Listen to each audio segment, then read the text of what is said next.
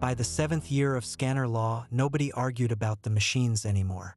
They had stopped being political and become atmospheric, like rain or airport lighting. They sat beside every register in the country: pharmacies, corner markets, church thrift counters, fuel stations, hospital kiosks, waiting for paper money to pass through their narrow, illuminated throats. The public had been told the system existed to protect the honest citizen. Anti-counterfeit, anti-trafficking, anti-shadow commerce. The phrase changed depending on the quarter. The machine stayed the same. Most people no longer feared the red warning light. The red light was clean. The red light meant something had happened. What they feared was hesitation, the extra second, the soft mechanical pause, the possibility that somewhere, in a room they would never see, a fragment of their ordinary life had just become interesting. The market on Havel Street smelled faintly of bleach, paper, and overripe bananas. The cooling fans above the dairy case rattled with a tired metallic rhythm. Elena Voss stood third in line with black coffee, dish soap, and a loaf of dark bread in the basket hooked around her wrist. She had come without thinking, after work, the way people entered small routines to prove to themselves that routines still existed. Ahead of her, a woman in a gray coat laid 3 wrinkled bills on the counter. She looked neither poor nor comfortable. She looked like most citizens now looked when paying with cash, apologetic without knowing why. The clerk fed the first bill into the reader. Soft chime, green light, second bill. Soft chime, green light, third bill. The machine inhaled, waited, not a buzz, not a denial, only a pause just long enough to deform the air around it. The clerk flattened the bill against the counter and ran it again. Soft chime, green light. The woman gave a small nod no one had asked for, gathered her bread and canned peaches, and left too fast. Nobody in line spoke.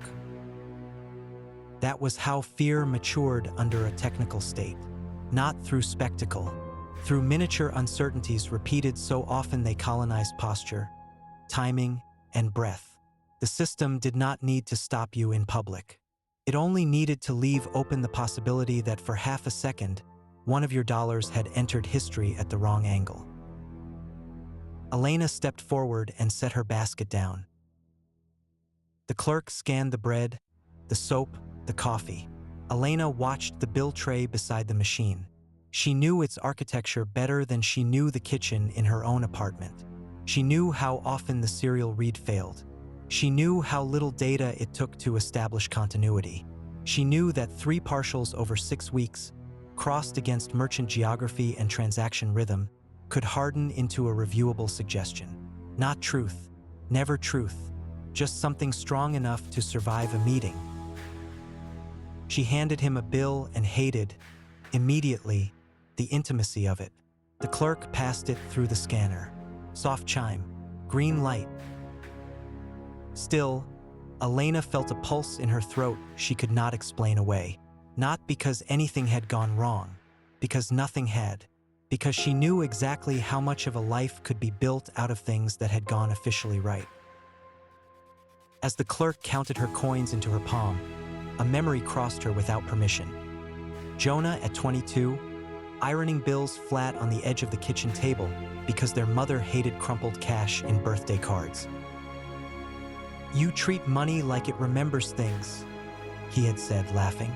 "It does remember things," she had answered. "Look at it. It survives everybody." "That's not memory," Jonah had replied.